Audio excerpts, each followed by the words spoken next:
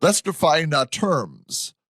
What exactly is doctrine, and how would you define indoctrination as its original sense? In their original sense, doctrine is just belief.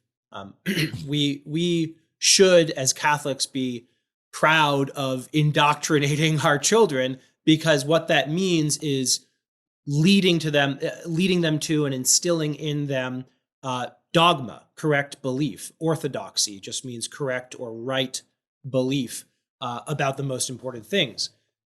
And so in its original sense, indoctrination is simply a term for giving other people certain opinions or leading other people to hold certain opinions as opinions. And that's also important, that it's mere opinion. An opinion can be correct or incorrect.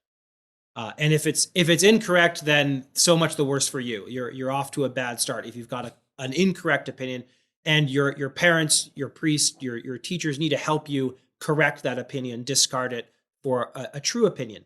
But even when you've got correct opinion, and hopefully that's what's happening when we're catechizing our children and being catechized ourselves, is we're receiving correct opinions. Even when we've received correct opinion, it's still just opinion. We don't necessarily know the truth in the fullest sense of knowledge. I might have the right answer, but I might not be able to show my work or explain why it's correct. Bernard Lonergan used to explain that all knowledge should always be self-correcting, that our mind should always ask, is my understanding correct? And if my understanding's not correct, what do I need to do to correct it? And I think, so yes. This sort of, go ahead. Well, education at its best and our faith at its best has that exact character. It recognizes realistically that we need to begin with mere opinion when we're children, or when we're a beginner in some new field of inquiry that I'm not an expert in. I begin by receiving opinions from authorities who hopefully know what's true here and know more than I do. And I can't help but begin with mere opinion. And yet, if I have the right disposition towards my education, if this is in our faith again at its is truly open to correction, to refinement, and that I would say distinguishes the proper doctrine, proper indoctrination from what I would call ideology. And so I'd make a strict distinction between indoctrination and ideology. And I'd say that what the left has been instilling in our culture and educational system is not just indoctrination, but true ideology. That is a closed system that purports to be able to explain anything and everything. If you just feed all of the data into your Marxist system or into your Nazi system or whatever ideology we're talking about, the ideologue has no humility towards reality, no humility towards his own possible ignorance, and just forces every new fact into a preconceived logical system that is closed from reality.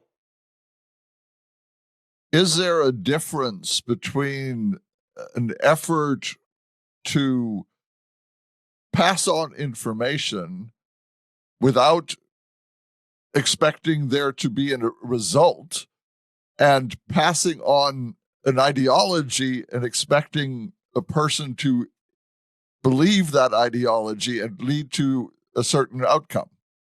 Yeah, the first sounds like liberal neutrality at its best, which I myself am not a great fan of, but that's what it purports to be, is passing on knowledge without any necessary outcome expected. We're neutral towards our outcomes.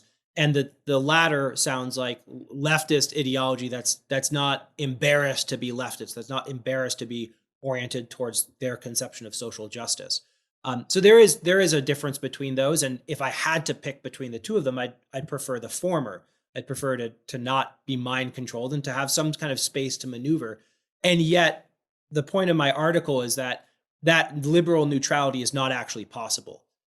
We can't help but have moral and political opinions, and we can't help but construct educational programs, schools, curricula, environments that have some kind of direction in one direction or another.